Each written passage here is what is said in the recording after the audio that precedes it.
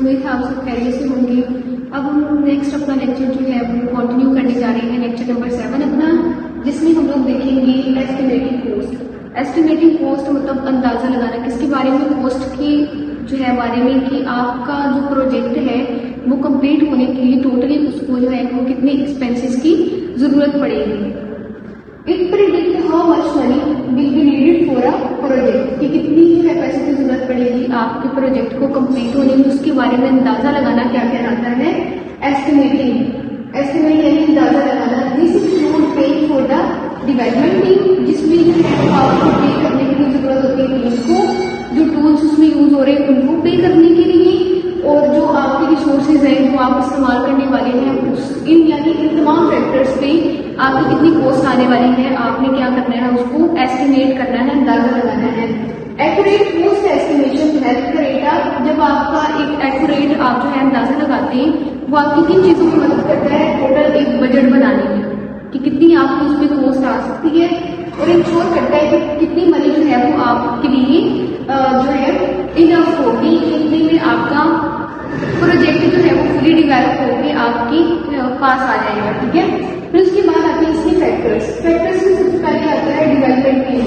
Development team में हमें क्या करना होता है, साइज ऑफ टीम एंड पे रेट, कि आपकी जो है वो जो टीम काम कर रही है, जो आपके वर्कर्स हैं उसकी आपकी टीम का साइज क्या है और उनको आपने कितना पे करना है, ये आपने क्या करना है, एस्टिमेट करना है।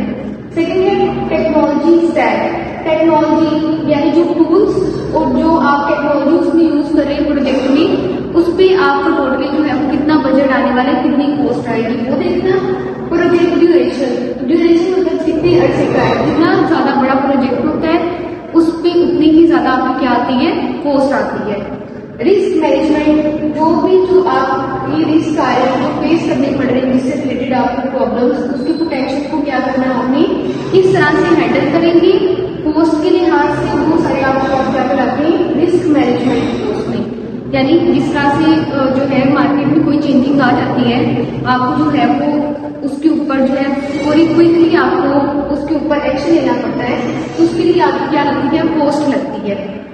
लास्ट इसकी जो है फैक्टर्स में आता है क्वालिटी इंश्योरेंस। क्वालिटी यानी मेयार, श्योरिटी देना किस चीज की, cost for testing fixing bugs, कितनी जो है वो कॉस्ट इनफ रहेगी टेस्टिंग के लिए, या जो प्रॉब्लम्स आ रही है सॉफ्टवेयर से रिलेटेड या बग्स आ रही है उनको फिक्स करने के लिए। आफ्टर दैट हम लोग मूव करते हैं रिस्क मैनेजमेंट पे। रिस्क मैनेजमेंट की डेफिनेशन में सबसे पहले वो हमें क्या बता रहा है, रिस्क मैनेजमेंट इज आइडेंटिफाई।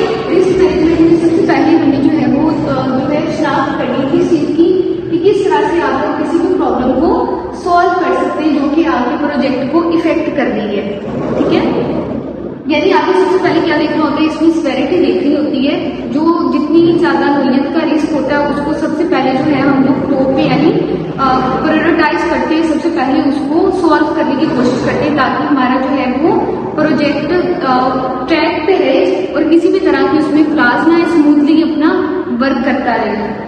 इसमें अब कौन सी चीजें जो है वो शामिल है, फाइंडिंग रिस्क। सबसे पहले हमें क्या करना होता है, अपने रिस्क को फाइंड करना है। सबसे बड़ा टारगेट यही होता है कि रिस्क को सबसे पहले क्या करना, उसकी शनाख्त करना। अगर रिस्क पता चल गया उसके बाद हम लोग क्या करते हैं, उस पर एनालाइजेशन करते हैं, एनालाइज करते हैं उसको। फिर उसके बाद टेकिंग एक्शन टू रिड्यूस है। जब हमें एक दफा पता चल गया कि ये वाली जो है वो फलां प्रॉब्लम है, फिर तो हम उसको सॉल्व कर सकेंगे ना। सबसे पहले हमें क्या करना, रिस्क को फाइंड करना, फिर उसके एनालाइज करना, फिर उसमें जो है वो टेक्निक्स यूज करना कि किस तरह से आप जो है इसको ठीक कर सकते हैं इस प्रॉब्लम को। उसके बाद टाइप्स ऑफ रिस्क में 3 तरह के टाइप है।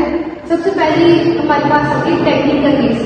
टेक्निकल देखिए problem with technology and tools, यानी जो आप लोग उसमें प्रोजेक्ट में टेक्नोलॉजी या टूल्स यूज कर रहे हैं उसमें कौन सी प्रॉब्लम्स या कौन सी हर्डल्स आपको आ सकते हैं वो देखना। ठीक है, operational risk, operational problems with people और रिसोर्सेज लाइक वर्कर शॉर्टेज, यानी जो है वो इंस्टेंटली ऐसा हो जाए कि आपकी वर्कर शॉर्ट हो जाए, तो उसको आप किस तरह से उस प्रॉब्लम से निकल सकते हैं, वो आपके पास क्या कराएगा, यानी बैकअप में कोई आपके पास ऐसा प्लान होना चाहिए, या आपका स्टाफ इस तरह से ट्रेन होना चाहिए कि एक बंदे की जाने से आपके एंटायर सिस्टम पे कोई फर्क नहीं पड़ना चाहिए, वो आप अपना जो है काम स्मूथली करता रहे, तो ये आपके पास कौन से कहलाते हैं, ऑपरेशनल रिस्क कहलाते हैं, यानी बैकअप में दूसरा कोई बी प्लान होना आपके पास। लास्ट इसका पॉइंट है एक्सटर्नल रिस्क। दो तरह के रिस्क होते हैं, एक इंटरनल और एक एक्सटर्नल। इंटरनल मतलब जो आपकी सॉफ्टवेयर के अंदर से अटैक्स होने वाले हैं, उसमें फेलियर्स आने वाले वो वाले होते हैं, और एक्सटर्नल होते हैं बाहर से, यानी बाहर से मार्केट से कोई चेंजिंग वगैरह आ गई, उससे जो आपके प्रोजेक्ट को रिस्क लाहक होगी या फेस करना पड़ेंगे, वो आपको क्या कहलाते हैं, एक्सटर्नल रिस्क कहलाते हैं। होपफुली आज का लेक्चर आपके लिए बेनिफिशियल रहेगा। अगर इससे रिलेटेड आप लोगों का कोई क्वेश्चन हो तो बाय कमेंट करके पूछ सकते हैं। Thank you so much.